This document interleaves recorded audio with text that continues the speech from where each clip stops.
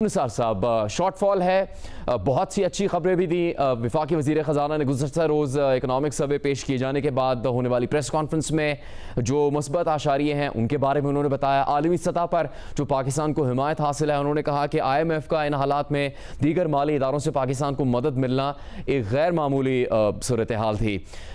तो अब जो कमी रह गई है पाकिस्तान की मईशत को बेहतर करने में, जब वो ये कहते हैं कि हम मईशत को मुस्तहकम करने के रास्ते पर गामजन हैं, यानी अभी मईशत को इस्तेहकाम तक पहुंचना है, तो वो कौन से इकदाम हैं जो पाकिस्तान का कारोबारी तबका समझता है कि किए जाने चाहिए हुकूमत की तरफ से, ताकि इस बजट से जो उम्मीदें लगा रखी हैं अवाम ने, इस मुल्क के सनतकारों ने, ताजरों ने, वो अगर पूरी नहीं होती तो उनके पूरी होने की उम्मीद का सफर तो शुरू हो सके कम से कम। अंजुम साहब। जी जुनेद भाई, बहुत शुक्रिया। आपने बिल्कुल सही बात की। कल वज़ीर ख़जाना साहब ने जो इकनॉमिक सर्वे के जो चीज़ें थी उनको जो उजागर किया, और मैं समझता हूँ देखें कि ये जो अच्छी चीज़ें हैं, जो पॉजिटिव भी, एक ख़ास तौर से इंडिया पाकिस्तान की जंग के बाद जो एक कॉन्फिडेंस बढ़ा है, जो पॉजिटिव आई है। और पिछले साल जो हम 2-4 बड़े नंबर्स ले लें, जैसे रेमिटेंस के अंदर उन्होंने बात की कि पिछले तकरीबन 2 साल के अंदर 10 बिलियन की एडिशनल ग्रोथ देखी गई है। हम 1-2 बिलियन के लिए IMF के पास जाते हैं और पूरी दुनिया से कहते हैं कि हमें सर्कुलर डेट वापस री-रोल कर दें, तो ये एक बहुत अच्छी इंडिकेशन है। और अगले साल भी मैं समझता हूँ कि इसके अंदर हम 42-43 बिलियन टच कर पाएंगे, जो कि हमारे के अंदर बड़ी मावन होगी, हमारी जो इम्पोर्ट्स को कवर करती है। साथ ही एक्सपोर्ट में गो के बहुत अच्छी ग्रोथ नहीं आई, फिर भी चलें 7% जो मुल्क दुनिया के हालात थे उसके हिसाब से हमने ग्रोथ देखी। तो और एक करेंसी स्टेबिलिटी देखी हमने। करेंसी स्टेबिलिटी जो पिछले 21-22 में हम देखते थे, मैसिव डिवैल्यूएशन, जिसके नतीजे में समझता हूँ ये पिछला साल बहुत बेहतर गया, और अगले साल भी हम समझते हैं ये करेंसी स्टेबिलिटी रहेगी, जिसके नतीजे में हमारी कॉस्ट ऑफ डूइंग बिजनेस एक बैलेंस में रहती है।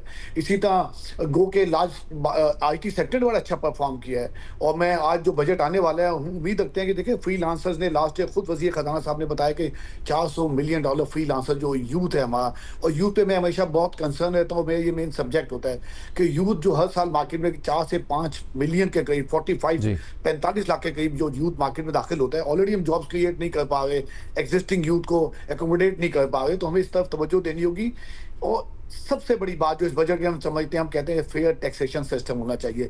फेयर टैक्सेशन से मतलब ये है कि जिस सेक्टर पे जो टैक्स ड्यू है, whether it is services sector और एग्रीकल्चर सेक्टर या बिजनेस सेक्टर, तो उस पर फेयर टैक्स उसको उतना ही उस पर लगना चाहिए। आज ये हालात है कि बिजनेस कम्युनिटी तमाम दूसरे शोबों का टैक्स अपने पे शेयर करती है। गो के हमारा कंट्रीब्यूशन GDP के अंदर इंडस्ट्रियल और बिजनेस सेक्टर का 20 से 22% है, लेकिन टैक्स शेयर हमको 60% के करीब देते हैं। तो फेयर टैक्सेशन से ये होगा कि हम पे हमारी जो कॉस्ट ऑफ बिजनेस कम होगी।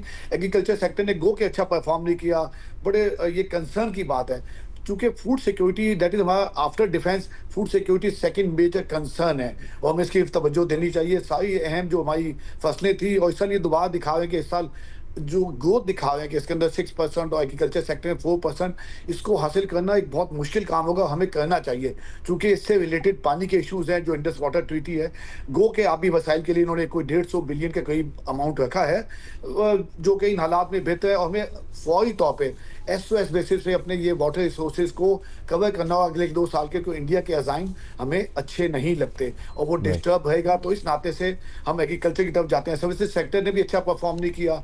GDP जो हालात थे, मैं कल सुन रहा था कि दुनिया से चलें एवरेज हमारी बेहतर रही है, लेकिन जब हम 4.2 की तरफ जाते हैं तो हमें एक सस्टेनेबल ग्रोथ देनी चाहिए। बजट ऐसा हो जो अगले 2-3-4 साल तक, देखिए ना, अगले 2030 में वज़ीर ख़जाना साहब कहते हैं कि हम $60 बिलियन का एक्सपोर्ट टारगेट रखना चाहते हैं और अचीव करेंगे इंशाल्लाह। लेकिन पाकिस्तान की आबादी के हिसाब से देखें, जो आज 25 करोड़ का मुल्क है और 2030 तक 27-28 करोड़ आबादी हो जाएगी, उसके लिए $60 बिलियन टारगेट कुछ भी नहीं है।